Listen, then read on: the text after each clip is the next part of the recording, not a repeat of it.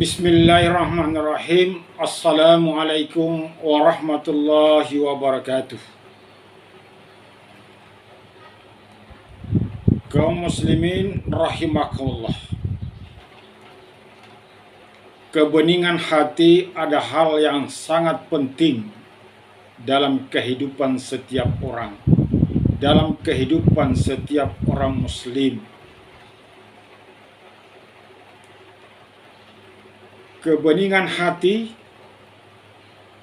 kesucian hati, kebersihan hati, hal yang sangat mendasar untuk diperhatikan oleh orang-orang beriman, oleh orang-orang Islam.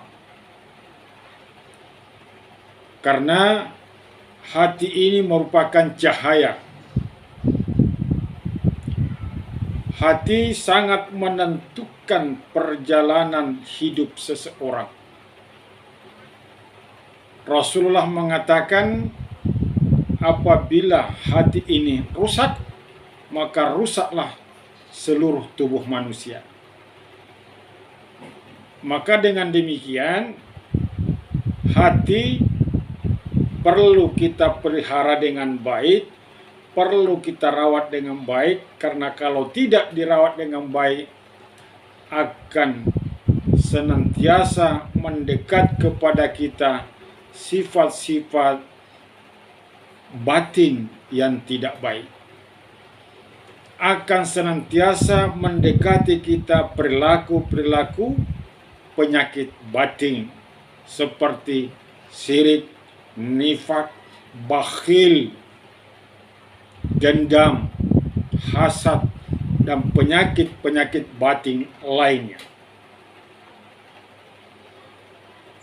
Oleh karena itu, Allah Subhanahu wa Ta'ala memberikan media bagaimana hati kita ini tetap suci, tetap bersih, tetap bening, agar dia bisa menjadi cahaya lentera dalam kehidupan kita sebagai orang muslim, sebagai mukmin.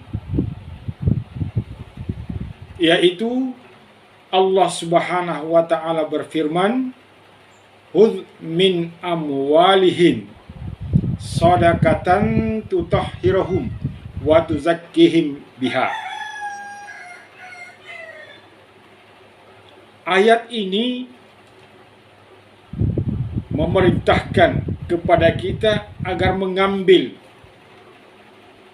sedekah, mengambil zakat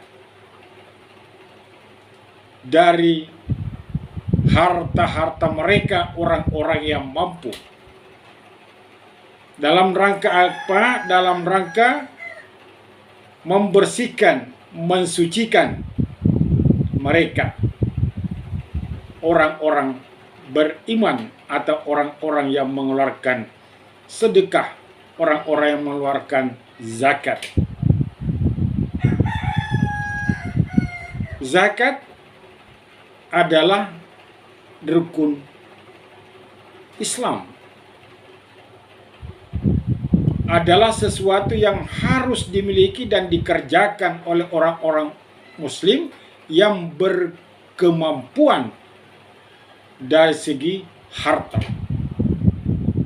Karena kalau tidak, maka dia bisa menggugurkan keislamannya, karena ini adalah bagian dari rukun Islam, sama posisinya dengan ibadah salat. Maka dengan zakat ini,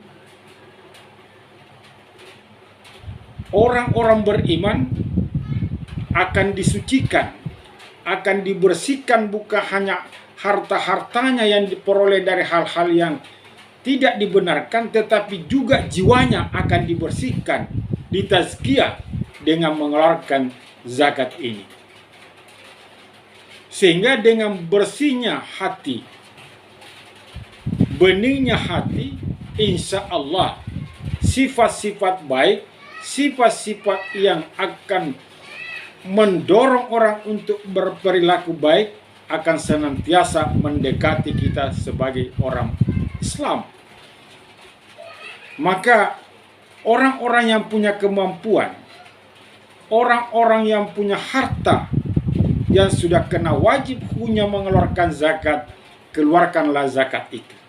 Karena kapan kita tidak keluarkan, di samping bisa menggugurkan keislaman kita, juga bisa menyebabkan kita menjadi orang-orang yang sebagaimana disebutkan dalam surah Al-Ma'un, wala yahuddu ala ta'amil miskin.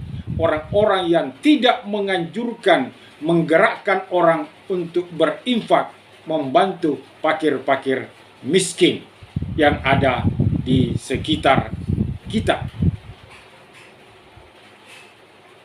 Zakat ini juga berdasarkan ayat ini bisa membersihkan hati kita, membeningkan hati kita dari perilaku-perilaku penyakit-penyakit batin.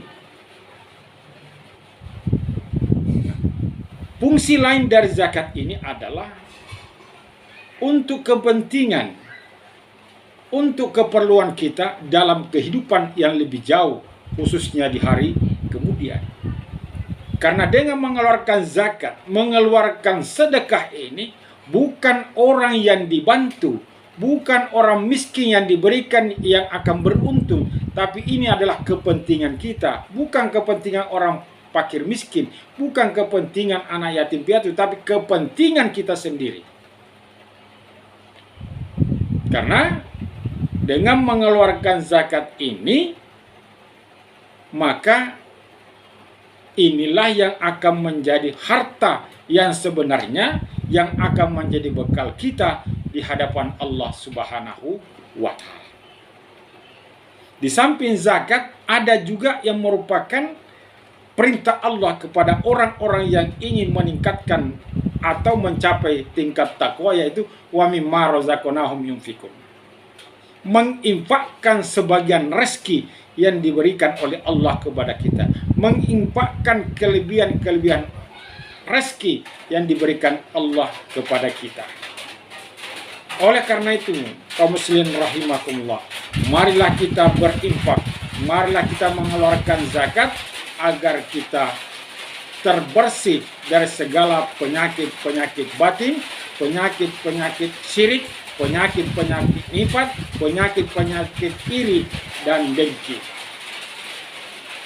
Karena dengan zakat ini, dengan infak ini, insya Allah kita akan menjadi manusia yang bersih hatinya, yang suci hatinya, sehingga dia akan diberi kemudahan oleh Allah menjalankan hal-hal yang lebih baik dan diberi kemudahan untuk meninggalkan hal-hal yang buruk dalam kehidupannya.